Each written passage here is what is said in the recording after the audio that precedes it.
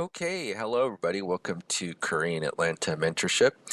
And in this video, I'm going to talk about some of my experiences doing one-on-one Zoom calls with potential prospects who want to join this group. And we've had a good number of folks from Texas, although I don't think any from Texas has actually officially joined the group, although they have the most watch time out of all the states in the US. One of the things that they've mentioned to me is that, oh, you can't get a HELOC in Texas, right?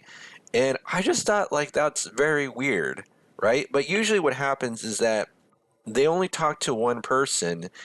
And if you're ever going to be any sort of business entrepreneur or leader, or any sort of, let's say, expert at something, because if you're going to be a velocity banking expert, it's very, very rare that you're going to just be dealing with one bank, right? And I think people, that's just, they want to get maximum results and not be an expert at what it is that they're doing. I've kind of noticed that. And I've told several people, like, hey, whatever you're doing, I want you to be a leader at it, and they don't accept the calling. Not gonna lie. Like, doesn't matter what it is. If it's just working in a fast food restaurant, I want you to be the leader of the French fries, right? Not just some person who thinks, oh, it's just my job to do the French fries, but be an actual leader of the French fries, meaning you take responsibility of anything that happens with your French fry station, right? But I know how a lot of people are. It's because, a lot of us want to just kind of set it and forget it, just kind of talk to the people who we should be talking to as little as possible, right? So this happens a lot with like first time real estate investors where they should be talking to many, many, many people in order to get their first deal. But they only want to talk to one or two people, and then they get rejected, and then they get scared. The same thing with people with like this type of topics like velocity banking and home equity lines of credit and banks. They only want to talk to one or two banks, and then they take that bank's word for it. So I'm going to tell you something that I learned from an instructor, right, who was teaching multifamily, and he said one of the biggest differences between Canada and the United States is that Canada has only like six banks, right? And I forgot what number was, but he was like, oh, the US has like thousands of, I don't know if it's thousands or hundreds, but like some huge number of credit unions and banks. And Canada only has six, right?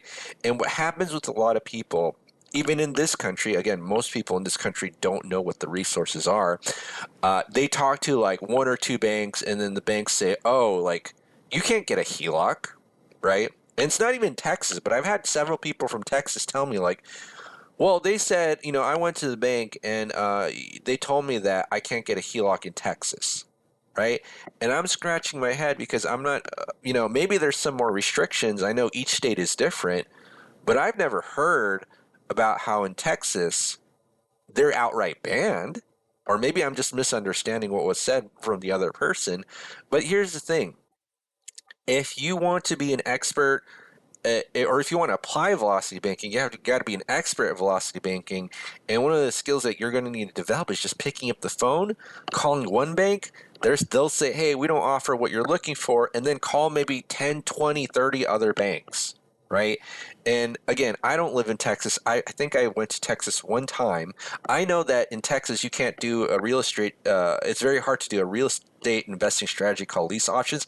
I get it. Every state is different, but if 1,000 people tell us the same thing about how we can't do certain things and they're all professionals, yes, then we accept that answer.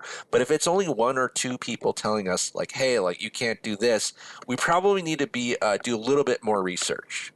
And that's where people just kind of a little bit falter a little bit about how they don't do, they ask one or two people, that one or two people at some bank says no, and then they just kind of stop and say, well, that must be true for the entire state of Texas or whatever, or I can't do it in the US, or this can't be done in my situation, right? You need to essentially be the leader and take charge and attempt to be the expert of what it is that you are doing.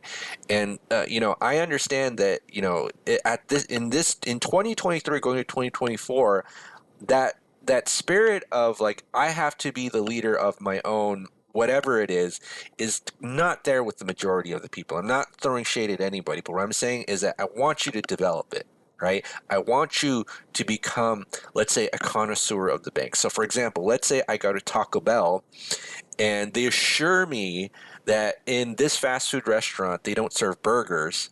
Now, does that mean that every other fast food restaurant doesn't serve burgers? No. I got to go to the next restaurant. And then let's say I go to McDonald's, right? I go to McDonald's, they serve burgers and fries and a Coke there. Does that mean just because I went to McDonald's, now I know how every single other fast food restaurant works and how their combos work? No, they might have different portion sizes, they may use different ingredients, they may do things a little bit differently, and that's how the banks are, right? So in America, we have a ton of fast food restaurants, just like we have a ton of banks. And most people don't realize that we have like an insane amount of banks. And they all have different terms and conditions. Yes, there are some rules that they have to play by set by the government, but they all have different flavors of their financing. Yes, financing is financing, just like fast food is fast food. But if you go from one bank to another, again, they're not going to offer you the exact same thing, and you have to be the expert of that. So what I'm going to show is just kind of some of my own research, right? So I'm at the Regions website, and I'm at the home equity line of credit section, and I get it. Texas may have some special things going on with the state, because right now it says like I did a control F on the Regions website for Texas, and it says Texas only. A minimum $4,000 draw is required for Texas home equity lines. Right, that's unique because I don't deal with that in Georgia. And this is the total indebtedness secured by the residents, including a line cannot exceed 80% of the fair market value of the home. Prepayment penalty not applicable to lines secured by a Texas resident. So yes, it's a little bit different, but nowhere here does it say that I can't get a HELOC in Texas, right? And I did a Google search of HELOC in Texas. Look, Credit Union of Texas, get your HELOC from the best lender in Texas. I've never heard of Frost Bank, so I'm assuming that's a bank that's specifically in Texas or maybe in that region. RBFCU, I have no idea what RBFCU is. And then we got Bank of Texas, Home Equity Lines of Credit.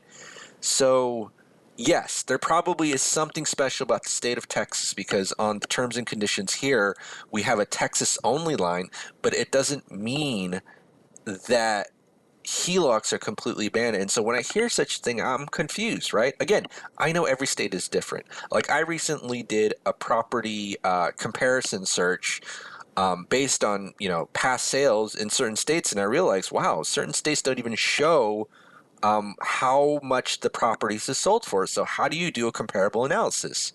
So if that's the case, then we have to reevaluate our strategy and just, ask other people what they do, right, in order to do velocity banking or property sales comparables or whatever, right, and just reevaluate there. But don't just kind of give up and stop. And I think that's what happens with a lot of people. But again, I am not a financial expert, not giving you any sort of financial accounting or legal advice. But what I'm just saying is that if you just do a few Google searches, you see that, there are tons of places where you can ask. And if one of them, like let's say the Bank of Texas, which is kind of weird that they have a whole section for home equity line of credit, I call them and say, hey, do you offer home equity lines of credit? And they say, no, you can't do that in Texas. Then I'm going to ask them, like, why do you have a web page there? Right. But I think most people, they just kind of give up after asking one or two people. Like, and what I'm saying is that, hey, if you tell me that you only talked to two people and they said that they couldn't do it, I'm going to scratch my head. Now, if you talk to 1,000 people, I'll say you're probably right, right? But again, it's dependent on your level of effort and activity, and if you're willing to go out and become an expert. All right. So, did I answer the question? I probably hope I did. But the whole point of this video is to encourage you to take charge of what you need to do to find out if you can get what you want to get from banks or whatever. All right. So this is Korean Atlanta Mentorship. If you're interested in joining our group, go ahead and click the Google form link below. And if you decide to join our group, we're actually going to be learning about financial and real estate investing education.